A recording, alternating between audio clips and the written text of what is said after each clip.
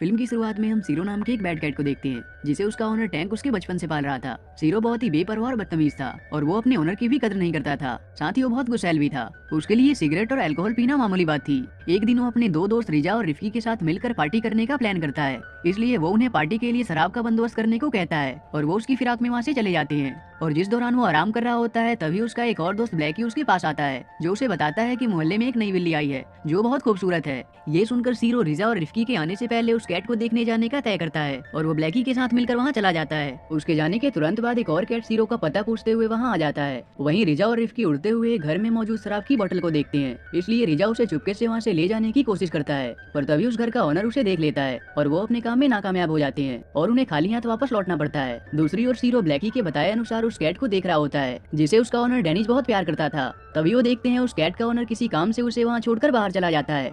ये देखकर वो तुरंत उस घर में घुस आते हैं, पर वो कैट उन्हें देखते ही बहुत डर जाती है और इधर उधर भागने लगती है। पर उसी दौरान इलेक्ट्रोक्यूशन से उसकी वही डेथ हो जाती है। तभी डेनिस घर वापस आ जाता है और जब वो अपने कैट को मरा देखता है तब वो गुस्से से चिल्लाने लगता है। तभी उसे सीरो और ब्लैकी के बारे में पता चल जाता है और वो गुस्से में ब्लैकी को सीजर से मार डालता है। सीरो जब ब्लैकी को मरा देखता है तो अपना आपा खो देता है और वो पलटकर उसे बहुत बुरी तरह से मारता है। और उसी लड़ाई में डेनिस के वहाँ से नीचे गिरकर सिर फटने से उसकी वही मौत हो जाती है और सीरो अपना बदला लेकर वहाँ से चला जाता है। घर वापस आने पर उसके घर के नीचे मौजूद शॉप का ओनर सैमी उसे बताता है कि कोई उससे मिलने आया है। उसका नाम टाको था। वो सीरो से कहता है कि वो उसका बेटा है, लेकिन वो उसे बिल्कुल नजरअंदाज करके वहाँ से चला जाता है और टाको उदास हो जाता है। घर आते समय सीरो को अपने ओनर की मकान मालकिन हेजल के घर से मछली की महक आती है, इसलिए वो पार्टी के बंदोबस्त के लिए उसके घर से सारी मछलियाँ चुरा लेता है। पर हेजल उसे देख लेती है। सीरो को जब पता चलता है कि रिजा और रिफ के बिना शराब लाए ही वापस आ गए हैं तब वो उन पर बहुत गुस्सा करता है। तभी वहाँ टाको आ जाता है। घर जाकर सीरो गुस्से में टैंक को बहुत बुरा भला बोल देता है, पर उसके कारण टैंक का गिटार टूट जाता है और वो उस पर चिल्लाने लगता है।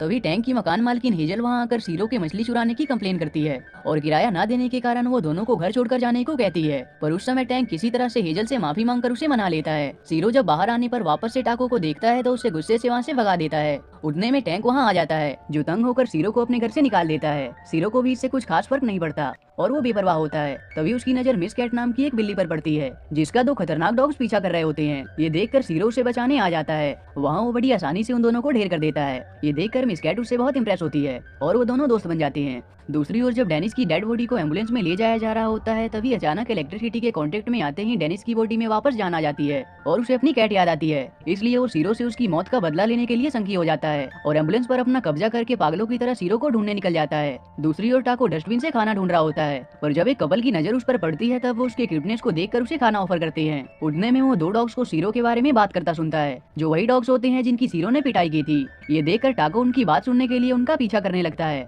उठने में डेनिस वहाँ एम्बुलेंस से आ जाता है और वो टाको को सीरो समझ लेता है, पर टाको उसे देखकर छुप जाता है। इसलिए वो सीरो का पता जानने के लिए उन दोनों डॉग्स को पकड़ लेता है। दूसरी ओर रात को सीरो कुछ फ्लावर लेकर मिस कैट से मिलने जाता है। तभी अचानक वो डॉग्स आकर उन दोनों को बेहोश करके रस्सी से बांध देते हैं जिस कारण सीरो कुछ कर नहीं पाता है। तभी डेनिस वहाँ आ जाता है और जैसे ही वो उन दोनों को इलेक्ट्रिक शॉक देकर खत्म करने वाला होता है तभी टाको वहाँ आ जाता है जो उनसे बचते हुए सीरो को रस्सी से आजाद कर देता है। उसके बाद सीरो और डेनिस के बीच फाइट होने लगती है जिसके आखिर में सीरो डेनिस को हरा देता है। वहीं टाको मिस कैट के सामने भी सीरो को अपना डैड बताता है और जब वो अपनी मॉम का नाम उसे मिमोसा बताता है तब सीरो उसे पहचान जाता है, पर फिर भी वो जानबूझकर उसे अनजान होने का दिखावा करता है और उसे अपनी मॉम के पास वापस लौटने को कहता है। पर टाको उससे कहता है कि उसकी मॉम मर चुकी है। सीरो जब उससे इसका रीजन पूछता है तब वो उससे नाराज होकर वहाँ से चला जाता है। वहीं जब दो सफाई कर्मचारी गार्बेज ट्रक में कूड़ा लेने आते हैं तब अनजाने में वो डेनिस को भी कूड़े के साथ गाड़ी में डाल देते हैं, लेकिन तभी अचानक डेनिस गार्बेज ट्रक को भी अपने कंट्रोल में कर लेता है। वहीं सीरो घर पहुंचकर चिल्लाते हुए टैंक को दरवाजा खोलने को कह रहा होता है, पर वो उसे इग्नोर करते हुए घर से बाहर चला जाता है।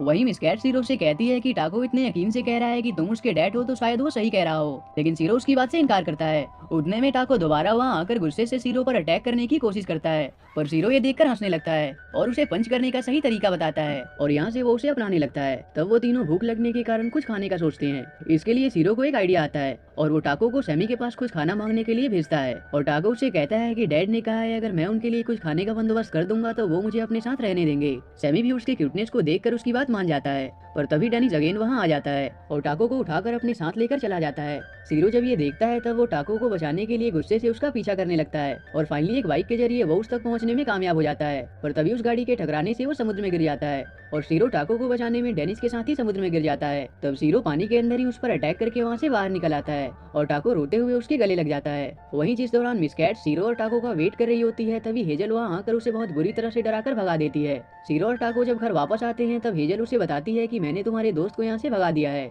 और साथ ही वो उन्हें वापस आने से रोकने के लिए उस छत की फेंसिंग कर देती है। सीरो ये देखकर गुस्से से पागल हो जाता है पर आखिर में वो कुछ कर नहीं पाता। दूसरी ओर रेस्क्यू टीम डेनिस की बॉडी को समुद्र से बाहर निकाल लेते हैं पर यहाँ भी वो इलेक्ट्रिक वायर की कांटेक्ट में आते ही वापस रिवाइव हो जाता है। वहीं रिजा और रिफ्की मिलकर फिर से एक जगह से शराब चुराने जाते हैं पर इस बार भी वो एट लास्ट अपने मिशन में नाकामयाब हो जाते हैं और उड़ते हुए सीरो के पास पहुंचते हैं और उसे अपने नाकामयाबी के बारे में बताते हैं। ये सुनकर सीरो जो पहले से ही मिस कैट के जाने से गुस्सा होता है वो उन पर चिल्लाने लगता है। तब वहीं रिजा को एक आइडिया आता है और वो उन्हें कहता है कि अगर हमारे पास ढेर सारे पैसे होंगे तो हम अपनी सारी इच्छाएं पूरी कर सकते हैं और वो सभी को बैंक से रॉबरी करने का सुझाव देता है। सीरो उसकी बात मान जाता है और वो उसी रात एक बैंक जाते हैं जहाँ रिफ्की पुलिस पर नजर रखने के लिए वहाँ से चला जाता है और रिजा सिवर के रास्ते से बैंक के अंदर पहुंच जाता है पर वहाँ मौजूद गार्ड उसे देख लेता है। वो उसे देखते ही डर के कारण बेहोश हो जाता है। इसके बाद रिजा उससे दरवाजे की चाबी ले लेता है और सीरो और टाको को भी अंदर बुला लेता है। अंदर जाने पर वहाँ उन्हें एक बड़ा सा लॉकर नजर आता है पर वो उन्हें खोल नहीं पाते। तब टाको अपनी समझदारी से उस लॉकर के दरवाजे को ओपन कर देता है। उसके अंदर उन्हें ढेर सारा पैसा नजर आता है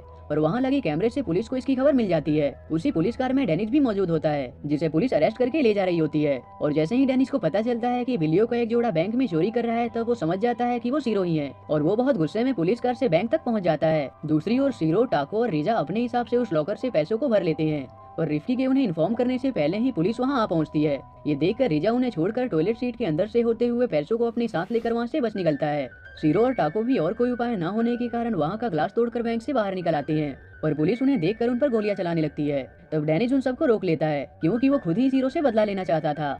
इधर सीरो और टाको पैसों को अपने साथ लेकर वहाँ से भागने की कोशिश कर रहे होते हैं पर उतने में डेनिस वहाँ आ जाता है लेकिन सीरो उसे बार बार परेशान करता देख उससे काफी तंग हो चुका था इसलिए वो उसे ऊंचाई से गिरा देता है पर नीचे गिरते ही डेनिस सीरो की तरफ अपने हाथ में मौजूद गन से शूट कर देता है और टाको सीरो को बचाने के लिए खुद को आगे कर देता है और गोली उसे लग जाती है। ये देखकर सीरो बहुत ज्यादा दुखी हो जाता है और उसे लगता है कि टाको मर चुका है। वहीं पुलिस कॉन्स्टेंटली उन्हें सरेंडर करने को कह रही होती है। तब सीरो गुस्से में सारे पैसों को पब्लिक की ओर फेंकते हुए उन्हें वहां अकेला छोड़ देने को कहता है। इतने सारे पैसों को देखकर वहां मौजूद पब्लिक उन पैसों को उठाना शुरू कर देती है और पुलिस उन्हें रोकने में लग जाती है। इस बीच सीरो टाको को वहां से उठाकर ले आता है पर तभी रास्ते में टैंक उसे देख लेता है और उसे पता चलता है कि टाको को गोली लगी है पर अभी उसकी हार्ट बीट चल रही होती है इसलिए टैंक उसे लेकर वेट क्लिनिक जाता है पर अधिक रात होने के कारण हर जगह की शॉप बंद होती है इसलिए वो उसे जल्दी से अपने घर ले आता है। वहीं मिस कैट भी उनका इंतजार कर रही होती है पर तभी अचानक कोई अनजान शख्स उसे पकड़ लेता है। दूसरी ओर टैंक समझदारी दिखाते हुए टाको की बॉडी में लगे गोली को उससे बाहर निकाल देता है और इस तरह से काफी अटेम्प्ट के बाद फाइनली टाको को होश आ जाता है। तभी रिजा और रिफ्की भी जैसे तैसे वहां पहुंच जाते हैं। उन्हें भी पता चलता है कि सीरो को बचाने में टाको को गोली लग गई थी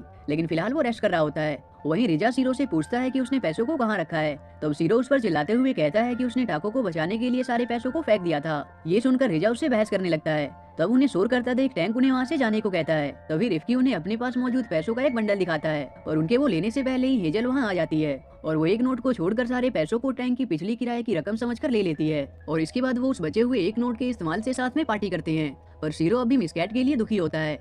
तभी उन्हें मिस कैट नजर आती है जिसे डेनिस ने हॉस्टेज बना रखा होता है। सीरो ये देखते ही डेनिस के ऊपर पागलों की तरह टूट पड़ता है और इसके बाद टैंक भी आ जाता है और इसके बाद वो दोनों मिलकर उसे फाइनली खत्म कर देते हैं और इसके बाद सीरो और मिस कैट खुशी से साथ में टाइम स्पेंड करते हैं और इसी के साथ ही ये मूवी यहीं एंड हो जाती है।